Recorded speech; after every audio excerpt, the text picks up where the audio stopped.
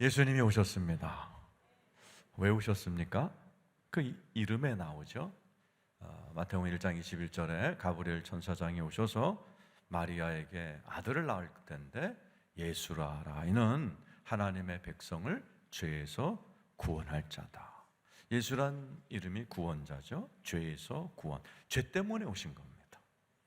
그래서 예수 그리스도를 믿으면 이제 예수님이 죄를 구원하러 오셨다까지는 아는데, 많은 분들이 내가 이게 구원받은 거야? 못 받은 거야? 이렇게 헷갈려 하는 분들이 있습니다. 오늘 본문에도 그런 분들이 나오죠. 15절 읽어보죠.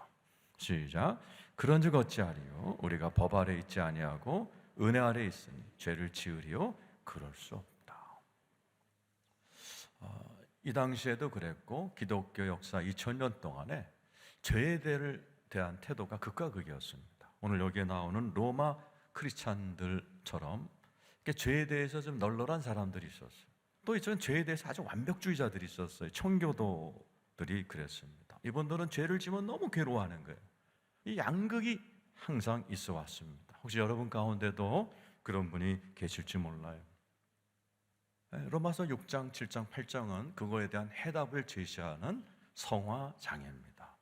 오늘은 우리 성도들이 꼭 정리해야만 하는 이 죄의 문제를 순종이라는 단어를 사용해서 또 한 번 설명합니다. 16절이죠. 읽어보겠습니다. 시작.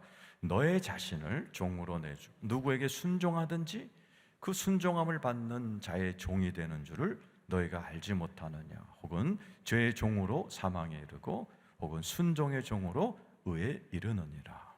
자, 너희 자신, 로마의 크리스찬들, 여러분들이에요. 너희들을 누구한테 종으로 내주는지, 내주단 말은 그쪽 편이 된다는 거예요. 여러분이 내가 오늘 집에 가서 한바탕 뒤집어, 아니면 내가 꼭 참어, 이 양 갈래 속에서 매일매일의 싸움이 있다는 거예요. 순종의 싸움, 선택의 싸움이에요. 두 가지죠. 성도들의 삶에는 매일매일 이 싸움이 있는 거예요. 그래서 로마서 6장, 7장, 8장이 다 그 얘기예요. 7장에 보면 사도 바울이라는 이 로마서를 쓰신 분, 그리고 저 천국의 셋째 하늘까지 갔다 오신 분, 성경을 쓰신 이 사도 바울이 고민을 해요. 오라 나는 권고한 자로다. 내 한쪽에서는 하나님의 법대로 살고 싶어 하는데 또 다른 지체가 그걸 사로잡아서 죄를 짓게 만드는구나. 오라 나는 권고한 자로다.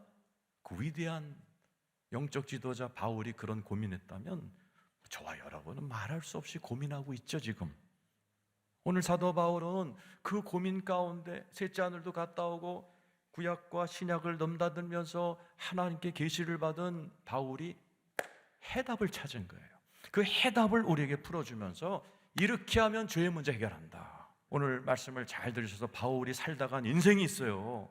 똑같은 크리스찬이지만 멋지게, 충만하게, 행복하게, 그러면서 너무 좋으니까 그걸 이렇게 써가지고 우리에게, 후배들에게 가르쳐주는 이 교훈을 잘 배우셔서 여러분에게도 놀라운 신앙생활의 문이 열리기를 축원합니다.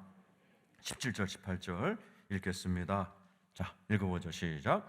하나님께 감사하리로다. 너희가 본래 죄의 종이더니 너희에게 전하여 준 바 교훈의 본을 마음으로 순종하여 18절 죄로부터 해방되어 의에게 종이 되었다. 자, 이것은 우리가 예수를 믿음으로 새로운 신분이 된 걸 얘기하는 거예요. 하나님께 감사하리로다.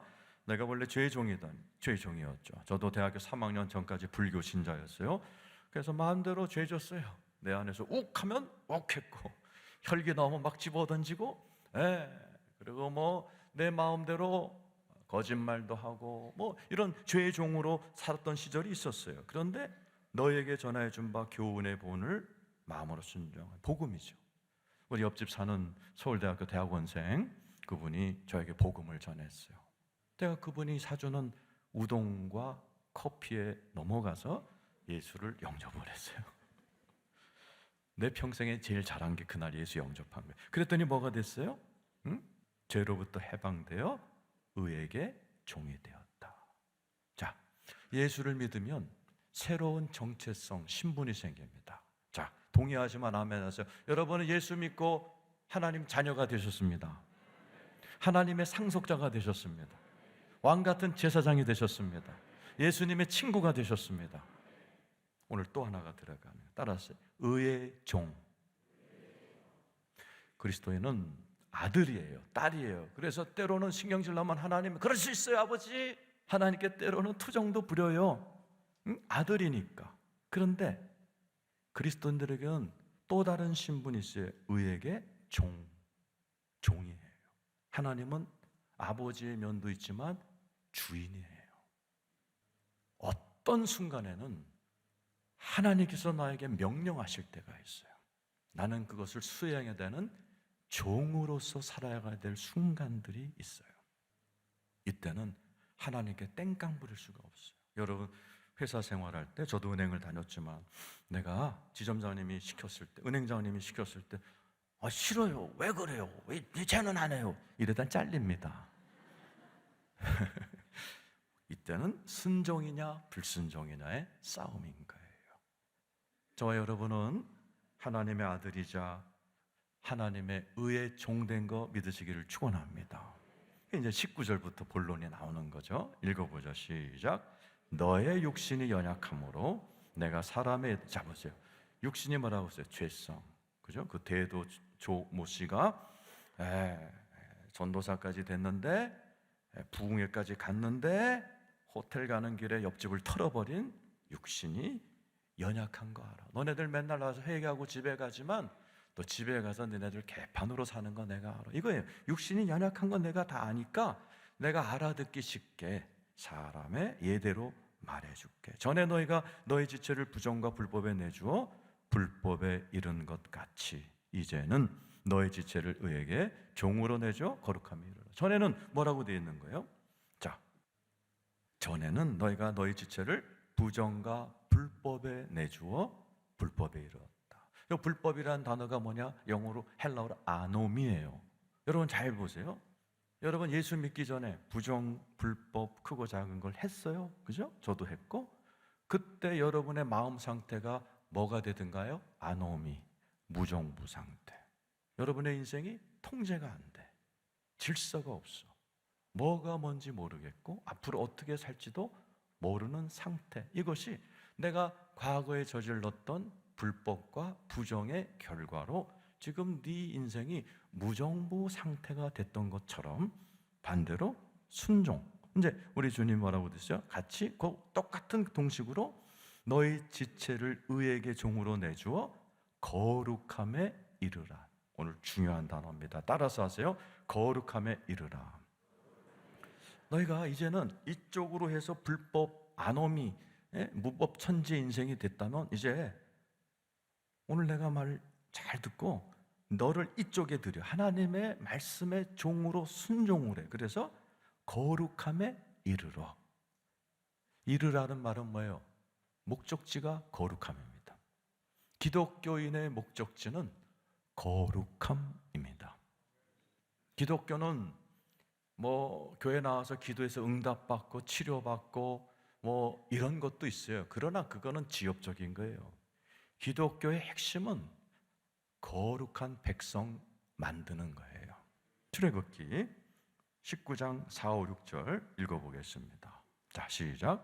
내가 애굽 사람에게 어떻게 행하였음과 내가 어떻게 독수리 날개로 너희를 업어 내게로 인도하였음을 너희가 보았느니라. 세계가 다 내게 속하였나니 너희가 내 말을 잘 듣고 내 언약을 지키면 너희는 모든 민족 중에 내 소유가 되겠고 너희가 내게 대하여 제사장 나라가 되며 거룩한 백성이 되리라. 너는 이 말을 이스라엘 자손에게 전할지라. 누구한테 얘기한 거예요? 개판 5분 전인 노예들.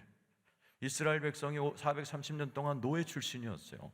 430년을 그렇게 완전히 글자도 없고 문화도 없고 예의도 없고 하나님도 없던 이 백성들에게 주님이 뭐라고 그래요? 내가 너희를 6절에 출애굽기 19장 6절에 너희가 내게 대하여, 너희가 누가? 이 종놈들아, 무식한 놈들아, 내게 대하여 제사장 나라가 되며, 그러니까 예배하는 사람이 되고 거룩한 백성이 될 것이다. 하나님의 의지예요. 즉 여러분 한 분 한 분도 마찬가지예요. 하나님은 여러분들이 어떠한 출신이든 간에 거룩한 당신의 백성을 만들 줄로 믿습니다. 하나님의 형상을 닮은 사람으로, 내 백성으로 하나님께서 작정하려고 부르신 분이 바로 저와 여러분입니다. 거룩이 뭐예요? 형제님, 이게 거룩입니까? 거룩은 그런 게 아니에요. 레위기 19장 2절, 3절, 4절 읽어보겠습니다. 시작. 너는 이스라엘 자손의 온 회중에게 말하여 이르라. 너희는 거룩하라. 이는 나 여호와 너희 하나님이 거룩. 뭔가 거룩이 금방 나와요. 3절 시작. 너희 각 사람은 부모를 경외하고 나의 안식일을 지키라. 나는 너희 하나님 여호와니. 거룩하라 곧바로 나온 말이 뭐예요? 각 사람은 부모를 경외하라. 이게 뭐예요? 너의 생활이, 집안에서의 너의 행동 거지부터 거룩하라는 거예요. 주님이 원하시는 거룩은 내 자신을 말씀에 순종하는 의의 종이라고 그러는 거죠. 하나님의 말씀에 순종해 나가면서 하나님의 의의 종이 되는 것을 거룩이라고 그래요. 매일매일, 매년 우리는 이 거룩함이라는 목적지를 향하여 가야 되는 순례자의 길을 가는 사람들이에요. 하나님 반드시 저와 여러분을 그렇게 만드실 줄로 믿습니다. 그래서 나오는 단어가 뭐예요? 자, 거룩함을 뭐라고 되어 있어요? 20절, 21절 읽겠습니다. 시작. 너희가 죄의 종이 되었을 때에는 의에 대하여 자유로웠느니라 그랬죠? 여러분 예수 믿지 않았을 때 의에 대해서 자유로웠잖아요. 그래서 저도 예수 믿기 전에 그 죄를 져도 죄책감이 없었어요. 거짓말을 해도 죄책감이 오고, 지나가다가 돈이 떨어져도 이렇게 썩 넣어도 어이구 땡 잡았네. 그러고는 아무 죄책감이 없었어요. 그 다음 줄 읽어보세요. 시작. 너희가 그때 무슨 열매를 얻었느냐? 이제는 너희가 그 일을 부끄러워하나니 이는 그 마지막이 사망. 그런데 예수를 믿고 났더니 그때 저질렀던 그 일이 어떻게 돼요? 부끄러워하나니. 자, 저도 목사가 됐어요. 제 인생을 돌아보면서 어떤 사건이 딱 떠오르면요, 내가 의자에 앉아 있다가도 지금 오래된 일인데도 안절부절 못하겠어요. 그래서 일어나가지고 내가 이렇게 찬물을 마시기도 하고, 또 이렇게 자다가 그 생각이 문득 나면 이불을 확 뒤집어 씌면서 내가 왜 그랬지? 내가 이렇게 바보 같은 짓 했지? 막 부끄러워. 네? 궁금해하지 마세요. 응? 너무 깊이 하려고 그러지 마세요. 다치세요. 나만 그랬나? 여러분들 안 그러세요? 여러분들도 지금 제가 뭐 얼굴 화끈화끈거리는 부끄러운 일 했어요? 안 했어요? 그렇죠? 다 목사가 그랬는데 뭐 성도들이 안 그럴 리가. 그러니까 주님 그러는 거예요. 봐, 네가 지금 철들어서 예수 믿고 나서 과거를 보니 부끄럽잖아. 그런데 그 짓 또 할 거야? 앞으로 또 그런 짓 할 거야? 그래갖고 또 몇 년에 또 부끄럽고 또 부럽고 주님 앞에 딱 섰을 때 부끄러운 구원 받을 거야 너? 사도 바울이 이렇게 우리를 지금 달래기 시작하는 거예요. 그리고 22절에 이렇게 얘기합니다. 시작. 그러나 이제는 너희가 죄로부터 해방되고 하나님께 종이 되어 거룩함에 이르는 열매를 맺었으니 그 마지막은 영생이라. 이제는 반대로 내가 예수를 믿고 죄로부터 해방되고 하나님께 종이 되어 거룩함에 이르는 열매를 맺었어요. 자, 저도 여러분도 예수 믿고 나서 착한 일도 좀 하셨죠? 네가 예수 믿고 나서 그래도 참기도 하고 용서도 하고 베풀기도 하고, 네가 이쪽을 택하지 않고 말씀 쪽을 택했을 때 너에게 임했던 그 느낌, 그 기쁨, 그런 거를 생각하면서 앞으로 살아. 그러면서 마지막 절 23절 아주 중요하지만 어려운 귀절이에요. 잘 들으셔야 돼요. 같이 읽어보겠습니다. 시작. 죄의 싹은 사망이요 하나님의 은사는 그리스도 예수 우리 주 안에 있는 영생입니다. 자, 따라서 하세요. 죄의 싹은 사망이요. 이게 무슨 뜻이냐면 내가 죄를 선택을 해요. 그럼 죄가 나한테 싹을 줘요. 돈처럼 대가를 줘요. 죄 뒤에 있는 죄의 마귀가 싹스를 줘요. 근데 싹시 뭐예요? 좋은 게 아니고 사망이에요. 예를 들어 여러분 예수 잘 믿어요? 이렇게 예배도 드리고 집에 갔어요. 근데 집안에 무슨 일이 일어났어요. 근데 이제 여기 있는 아버지가 열받으신 거야. 그러고 이것도 된장국이야? 소금물이지? 이러면서 뒤집어 엎어버린 거예요. 그럼 뒤에 있던 사단이 박수를 치는 거예요. 잘했다. 싹스를 준다. 사망. 뭐예요? 아내는 심장병에 걸려요. 아들은 그걸 보면서 난 절대 결혼 안 해. 그 요즘 애들이 결혼 안 하는 거예요. 그게 사망이에요. 죄는 반드시 싹시 있다. 어떡할래? 그러시는 거예요. 그래도 니네들이 이거 택할래? 그래도 죄의 종 할래? 또 부끄러워할래? 근데 부끄러운 수준이 아니라 싹시 있다는 거예요. 싹시. 예수를 믿어도 싹시 있다는 거예요. 반드시 내가 한 일에는 사단이 나한테 뭔가를 준다는 거예요. 근데 그게 받아서는 안 되는 사망, 슬픔, 질병, 아픔, 고통, 후회, 이런 걸 안겨준다는 거예요. 그래도 네가 이쪽을 택할 것이냐 생각해 보라라는 거예요. 반대가 있죠. 반대가 뭐예요? 하나님의 은사는 그리스도 예수 우리 주 안에 있는 영생입니다. 여러분, 그래서 하나님께서 저와 여러분이 의의 종으로 살도록, 거룩하게 살도록 주신 게 있어요. 그게 하나님의 은사입니다. 은사가 번역이 좀 이상한데 영어 성경이 더 좋아요. 기프트, 선물이에요. 자, 물어볼게요. 여러분 인생의 최고의 선물이 뭡니까? 예수 그리스도. 동의하시면 아멘 하시기 바라요. 더 정확하게 말하면 뭐예요? 예수 그리스도 안에 있는 영생이에요. 최고의 선물은 예수 그리스도 안에 있는 영생. 영생이 뭐예요?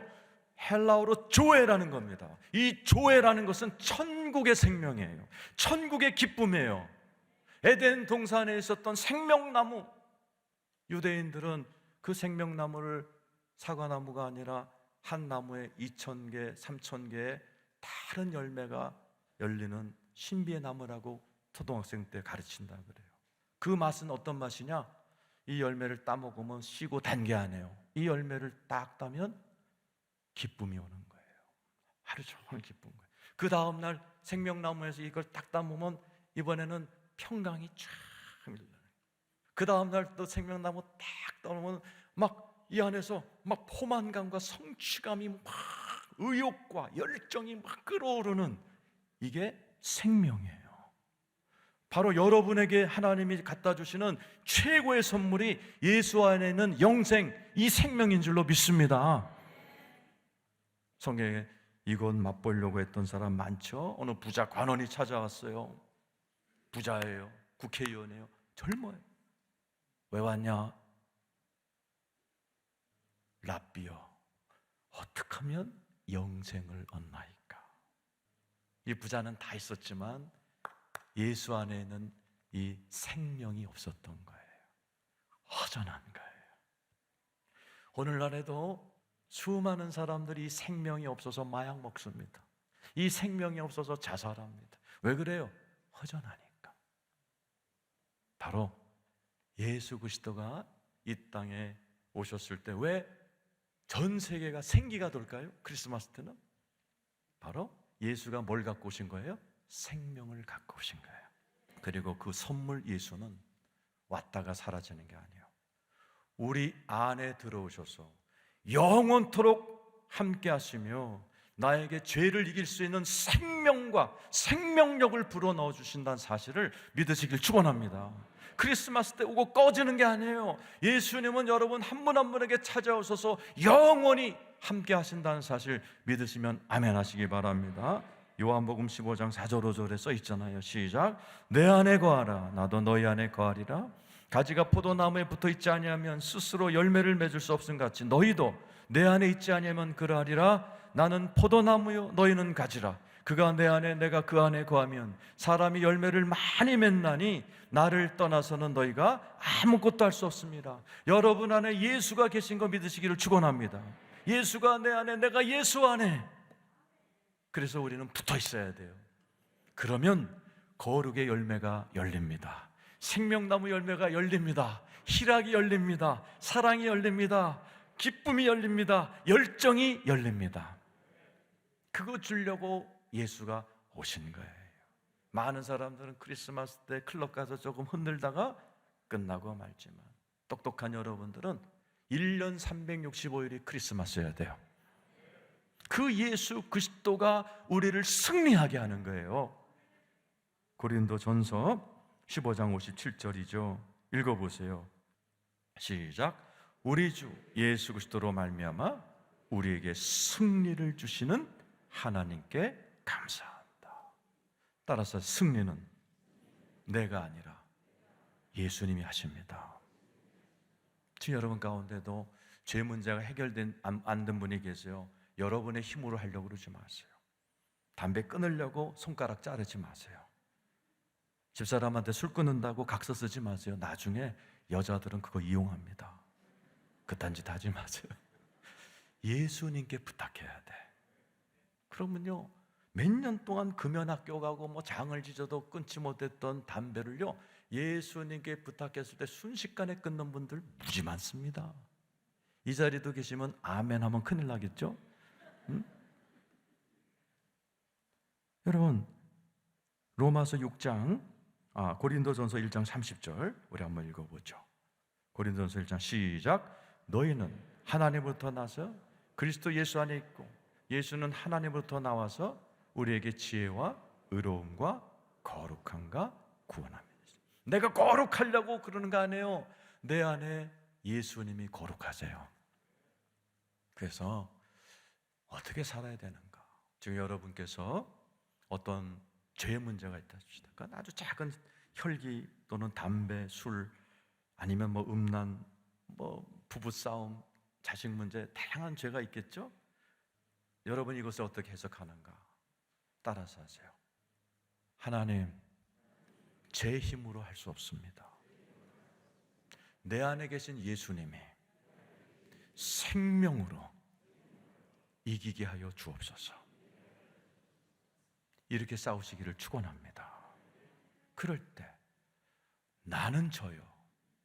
너무나 많은 부부들이 부부싸움하고 행복한 부부가 어디 있어요? 그러니까 부부싸움하고 나서 이제 그래도 배운 사람들이라 여보 나와 맛있는 거 사줄게. 우리 잘해보자. 이렇게 외식들을 합니다. 조금 여유 있는 분들은 영화까지 또 한 편 때립니다. 그리고 집에 와서 무슨 일로? 접시가 날아갑니다. 그렇게 하는 게 아니에요. 하나님, 내 힘으로는 저 여자 아예 못해요. 예수님은 장가 안 가셔서 모르겠지만 저 여자는 정말 보통이 아닙니다. 그러니 예수님이 다뤄주셔야 되겠습니다. 이게 정답이에요. 내가 하려고 하면 집니다. 그러나 내 안에 승리자 예수를 인정하고 날마다 순간마다 의지할 때 예수 그리스도가 승리하시는 거예요. 그게 예수 안에 사는 삶이라. 죄를 다스리는 전문가. 군인들 가운데도 폭탄 해체 전문반이 있는 것처럼 예수가 왜 왔다고요? 죄 문제 해체하러 오신 거예요. 여러분 마음속에 있는 죄, 가정에 있는 죄 최고, 온 우주 최고의 죄 전문가 예수가 오셔서 여러분 안에 다 들어가신 거예요. 그 예수를 의지하셔서 여러분 가정에 있는 죄, 내 안에 있는 죄, 인생에 있는 죄들을 다 해결하시고 모두가 이 땅에서 주님이 주시고 하던 생명, 희락, 화평, 거룩, 열정, 아름다움, 즐거움, 천국을 누리다가 영원한 천국에서 다 같이 영생을 누리시는 저와 여러분 되시기를 예수의 이름으로 축원합니다.